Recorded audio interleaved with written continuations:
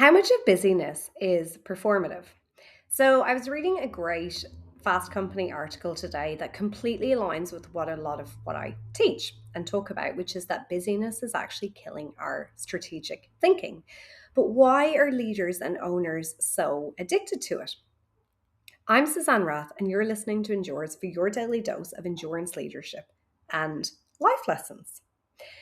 So, there's a number of links between stopping being so busy for the sake of being busy and a lot of the work that I do. So, I want to tie some of the lessons of that Fast Company article, which I can share in the show notes, back to some of my core catalysts for performance. But just a couple of core points for you here. Busyness is the enemy of vision. Because if you never have time to think, you never have time to yourself, you never have time to sit with what you actually want, you never ask the right questions, you never go for coaching, you never speak to consulting, you can never take yourself out of those weeds and out of the day to day. So it's really difficult to see the priorities ahead of what's directly in front of you. And so in this case, lots of leaders and business owners become really reactive. So we see it right now here in Australia. We've just had this budget, which has completely revolutionized, or threatens to, it hasn't come in yet, the tax system for particularly small business owners.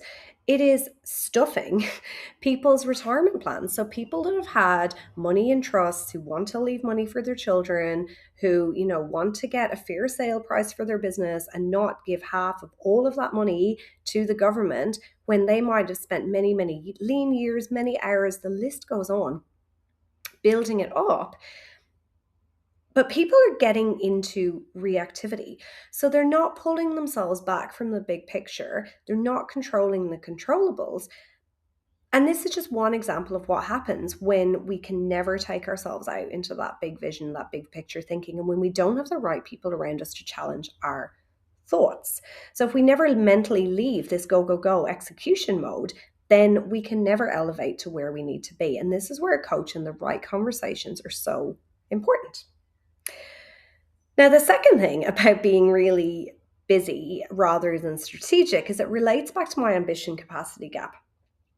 And so it's really hard to rise to the levels of your ambition if your capacity is completely drained by meetings, by notifications, by, again, performative busyness, like being seen to be there all the time.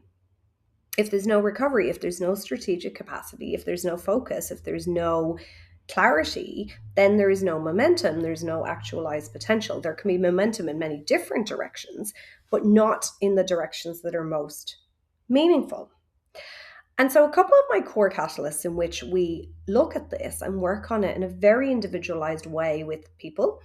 One is adapt pace. So adapting pace is about how we stop just pushing through the million different things to do all the time and how we learn when to pivot and when to actually change our pace.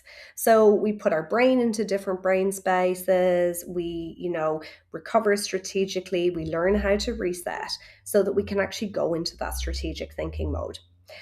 Second piece that's really helpful is designing a rhythm of work.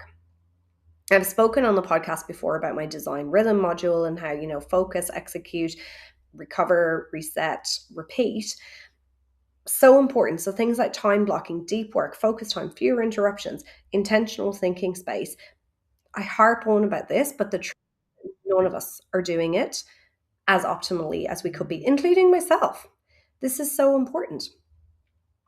Now, another piece that we need to look at when we start to look at our legacy, when we start to look at our what fuels our spark, when we start to look at our genius zone, when we start to look at elevating to a new level, when we start to look at who the support systems are around us, is how much is our identity framed by busyness. Now, if you speak to me a lot, you will know that I hate when people come up to me and they say, "Oh, are you really busy? You're so busy, aren't you?" "I'm so busy." It's a boring conversation. It's a low grade conversation. It's quite a shallow conversation because, again, it keeps us down in the weeds. It keeps us in this performative busyness rather than the strategic, elevated thinking.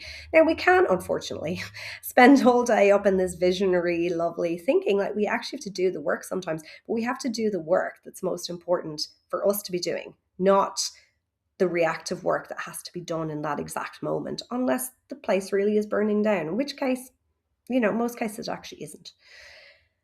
So, thinking about adopting an endurance mindset, thinking about adopting the endurance frameworks, thinking about peak performance and sustainable high performance is not about doing more. It's not about constant busyness, but it comes back again and again and again to clarity, to capacity, and to the courage actually needed to think strategically and to think big picture, but also to pull yourself out of the weeds and pull yourself out of the performative busyness that is killing our strategic thinking and killing what leadership and ownership actually is.